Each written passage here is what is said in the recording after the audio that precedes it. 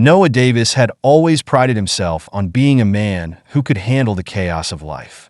As a lab technician at a hospital in downtown Chicago, he was used to juggling tight schedules, constant shifts, and the pressure that came with ensuring lives were saved.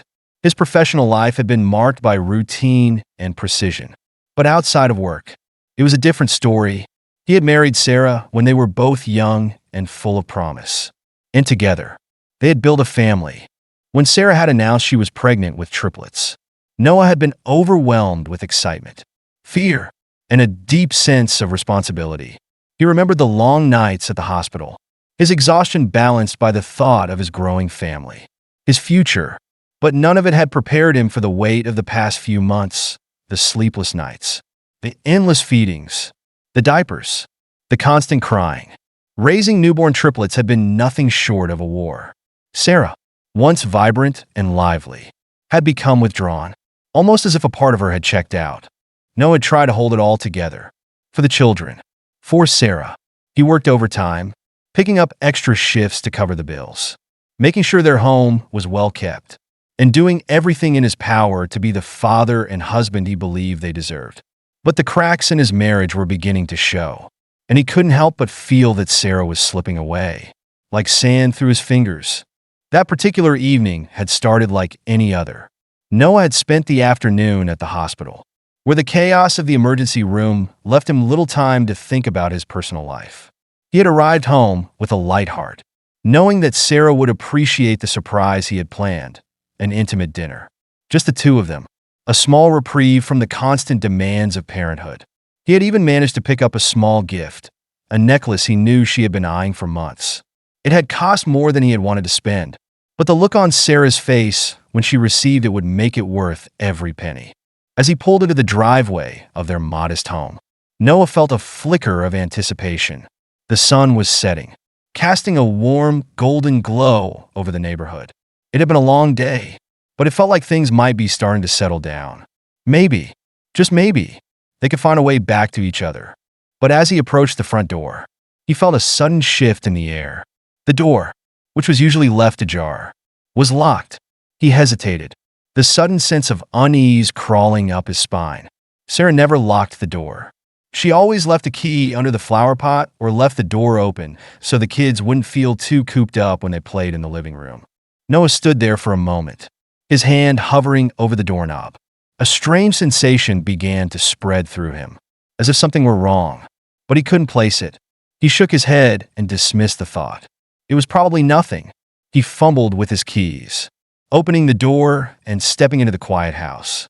The silence inside was almost suffocating. The hum of the refrigerator and the ticking of the wall clock were the only sounds, a stark contrast to the chaos he had grown accustomed to at home. He took off his shoes and hung up his jacket. "Sarah," he called, his voice breaking the silence, though he knew she might be upstairs with the babies. There was no reply. Noah stood still for a moment, listening for the sound of a baby crying, or Sarah's soft voice calling to him. But nothing. It felt wrong, unnaturally still. He walked through the living room, his footsteps echoing through the empty space. The children's toys were scattered on the floor, their little shoes lined up by the door. It was like nothing had changed, yet everything felt out of place. When he reached the master bedroom, his stomach dropped. The door was ajar, but it didn't open to the familiar sight he had expected. The room was half empty. Sarah's side of the bed was bare. Her clothes, shoes, even her favorite perfume were gone. His heart thudded painfully in his chest. He quickly moved toward the nightstand, where something caught his eye, a folded piece of paper. Noah's hands trembled as he picked up the note, his breath shallow. He sat on the edge of the bed, his eyes scanning the words that seemed to blur together, a haze of disbelief clouding his thoughts. "When you read this, Noah, I'll already be gone. Don't come looking for me. I'm not taking the kids. They're all yours. I know how much you love them. I can't bear the life of being tied down as your wife and their mother anymore. I've reconnected with Mike, and he offers a life you never could. Goodbye." The world spun around him. His grip on the paper tightened until his knuckles were white. The words burned through his mind, each sentence searing him like a wound. His body felt numb, as though the blood had drained from his limbs. Sarah was gone, She had left him. She had left their children. And the worst part, the betrayal was raw, searing. The man she had left him for, Mike, he didn't know him. But Noah had an unshakable feeling that the name had been a fixture in their lives, one that had always lingered beneath the surface. Noah felt as though the floor had fallen from under him. His knees buckled, and he reached for the dresser for support, his breath ragged, his mind racing in confusion. He had been so sure that things would improve. He had worked so hard to keep their family together. But this was beyond anything he had imagined. In that moment, he felt as if the world had betrayed him. Everything he had worked for, his family, his life, his love for Sarah, had crumbled in the space of a few short sentences. The weight of it all settled like a stone in his chest, and he closed his eyes, allowing the tears to come, though he knew they wouldn't bring her back. The pain was unbearable, but it was also the beginning of a journey he had never expected, one that would force him to reevaluate everything he thought he knew about love, family, and the promises that bound people together. Noah sat in the dark, clutching the note in his hands, staring at the emptiness around him. And in the silence, the only thing he could hear was the sound of his own heart breaking. This is the first part of the expanded story, with emotional depth and a slower narrative style fitting for a European audience. The next sections will follow the trajectory of Noah's journey, his heartbreak, and his discovery of the truth about his children. Noah stood there, his hand trembling as he held the note. His mind struggled to comprehend the words he had just read. Each sentence felt like a slap, a blow to the very core of his existence. Sarah, his wife of 5 years, had not just left him. She had left everything they had built. Without any warning, she was gone, and she had taken nothing but her own things, leaving behind the 3 innocent lives they had created together. When you read this, Noah, I'll already be gone. Don't come looking for me. I'm not taking the kids. They're all yours. I know how much you love them. I can't bear the life of being tied down as your wife and their mother anymore. I've reconnected with Mark, and he offers a life you never could. Goodbye. The words felt like they had been written by a stranger, not the woman he had married, the woman he had sworn to love and cherish. His mind raced back to their life together, to the moment they had first met. Sarah had been vibrant, full of energy, a woman with a laugh that could fill a room. She was everything he had ever wanted, and he thought she felt the same.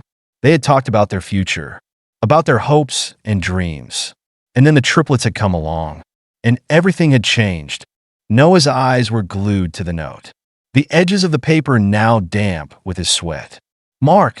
The name hit him like a brick. Mark had been a patient at the hospital where Noah worked. He had been diagnosed with a serious illness, and Noah had taken care of him in the final months of his life. Mark had been a quiet man, not one to stand out, but something about him had drawn Sarah in. He had noticed how she would visit him often, sometimes after Noah's shifts, bringing him food or chatting with him for hours. Noah had never thought much of it. After all, Sarah was a compassionate woman, and Mark had needed comfort. But now, reading the note, the implications were clear. Sarah had found something in Mark that she hadn't found in their marriage. Noah's knees buckled, and he sank to the floor, feeling the weight of the world crushing him. His chest tightened, and he gasped for breath. How could she? The words echoed in his mind.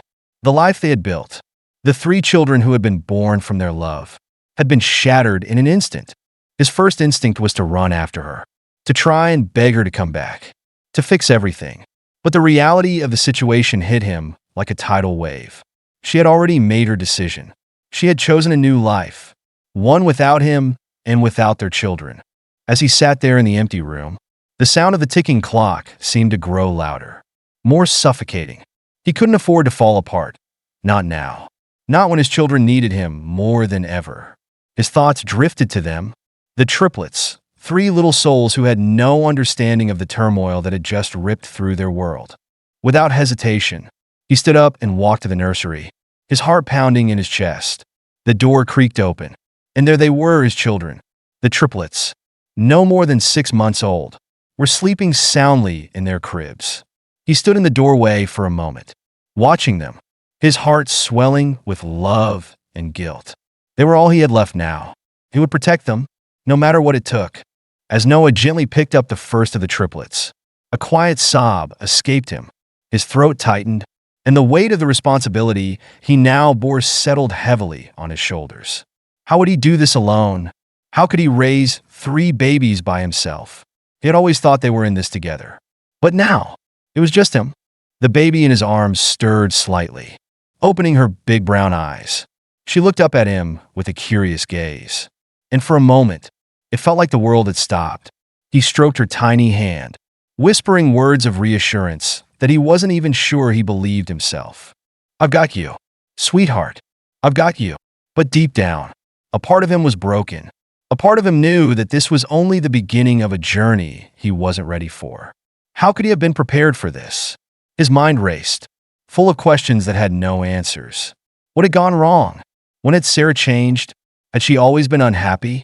And how could he raise these children alone when he had no idea how to navigate the pain that now flooded every corner of his life? The weight of his own loneliness pressed down on him. He knew he couldn't afford to wallow in self-pity, not with the children relying on him. But every part of him screamed for a release, a moment to break down and let the tears flow. Instead, he wiped them away and focused on the task ahead, on surviving, on making sure his children had a stable home. He would not let them feel the pain that was ripping him apart. Noah turned away from the nursery and made his way to the kitchen. The note still clutched in his hand. He needed to figure out what came next, but the answers didn't come easily. The reality of Sarah's departure was too fresh, too painful to process. But as he looked down at the babies in his arms, he knew one thing for sure. He wasn't going to let her decision define their future. He would raise them, love them, and give them everything they deserved, even if it meant facing the world alone. This part delves deeper into Noah's emotional turmoil as he processes his wife's departure, preparing the stage for how he will face the challenges of raising the triplets alone. This section transitions into the struggle of moving forward and facing an uncertain future without Sarah, solidifying his determination to protect his children. The story has set the foundation for the next steps Noah must take, both personally and as a father. Noah's heart raced as his thoughts spun wildly. The room seemed to close in on him, the air heavy with the weight of Sarah's departure. The note had shattered everything he thought he knew about his life. His mind drifted to the triplets, their laughter, their innocence. They were his. He had always been their father in every sense that mattered. But now, he couldn't escape the thought of Mark. How could she have left him for him? Why now? After all they had gone through together? He clutched the note. His thoughts tangled, until a faint cry interrupted his spiraling mind. The sound came from the nursery. The soft cry of his children, their need for him, was a reality he couldn't escape. No matter how painful his thoughts, he had spent the last 6 months raising them, feeding them, holding them when they cried, and watching them grow. In those moments, he felt whole. He had devoted every ounce of himself to being a father to those triplets. And no matter what Sarah's betrayal meant, nothing would change that. Noah's feet moved on their own, carrying him toward the nursery. His heart clenched as he reached for the door. The sight of his 3 babies, their tiny bodies bundled in blankets, their faces scrunched up in confusion, was a sharp reminder of the bond they shared. He had seen their first smiles, heard their first giggles, and wiped away their tears. He could never let them go. He wouldn't. He gently picked up the first baby, a boy named Luke. Luke's big brown eyes opened, and he smiled at his father, as if the whole world had stopped just for that moment. Noah's breath hitched. He held him close, his heart breaking into pieces. He couldn't understand why Sarah had done this. But in this moment, it didn't matter. What mattered was the child in his arms, the children who needed him. As Noah held Luke, the doorbell rang. It was a sharp sound, cutting through the silence of the house like a knife. His first instinct was to ignore it. Who could be coming here at this hour? But the ringing persisted. Reluctantly, he set Luke back in his crib, gave him one last kiss on his soft forehead, and walked towards the door. When Noah opened the door, his eyes fell on Mrs. Harris, their next-door neighbor. She was standing on the porch, her hands wringing the strap of her purse nervously. "Mr. Carter," she said, her voice low. almost apologetic. I saw Sarah's car earlier. She, she left without telling you. Didn't she? Noah's stomach churned. He had been hoping, praying, that it was all some mistake, that Sarah had just stepped out for a moment, that she would be back, and everything would return to normal. But here was Mrs. Harris, confirming his worst fear. No, she didn't. Noah replied quietly. She's gone. And she took off just like that. Mrs. Harris hesitated, then stepped forward cautiously, her eyes darting to the nursery window. I've known Sarah for a long time, Mr. Carter. I didn't want to say anything before, but I think you deserve to know the truth. The words hit Noah like a slap in the face. He stepped back, his mind racing. The truth? What was she talking about? Mrs. Harris took a deep breath. Sarah wasn't just unhappy. She wasn't just tired. She was seeing Mark long before she left you. She paused, as if unsure whether she should continue. But Noah could see the pain in her eyes, the sadness. She had an affair. Noah, Mrs. Harris said softly, and I think you know that now. The room seemed to blur around Noah. His breath caught in his chest, and for a moment, he didn't know whether he was still standing or had collapsed into the floor.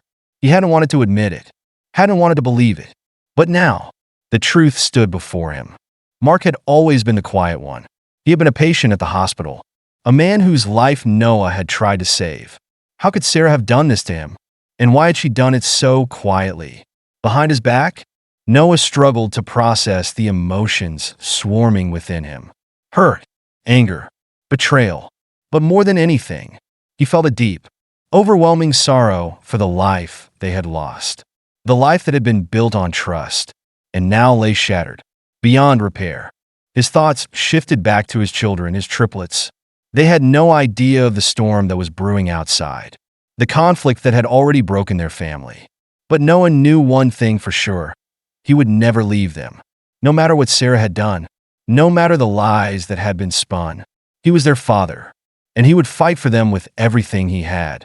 He turned to Mrs. Harris, his face hardening with determination. Thank you for telling me, he said quietly, his voice steady despite the storm raging within. But I need to focus on my kids now. I have a family to raise. I won't let anything tear them apart. Mrs. Harris nodded slowly. I understand, Mr. Carter, but don't be afraid to reach out if you need help. You don't have to do this alone. As she turned and walked away, Noah stood at the doorway, his heart heavy. He had lost his wife, the woman he had once loved with all his heart. But in that moment, he realized that his true love, the thing that mattered most, was already right in front of him, his children. Noah closed the door quietly and returned to the nursery. He picked up the triplets one by one, holding them close, feeling their warmth against his chest. The weight of the world felt lighter now. No matter how dark things had gotten, he would never stop loving them. They were his, and he would always be theirs.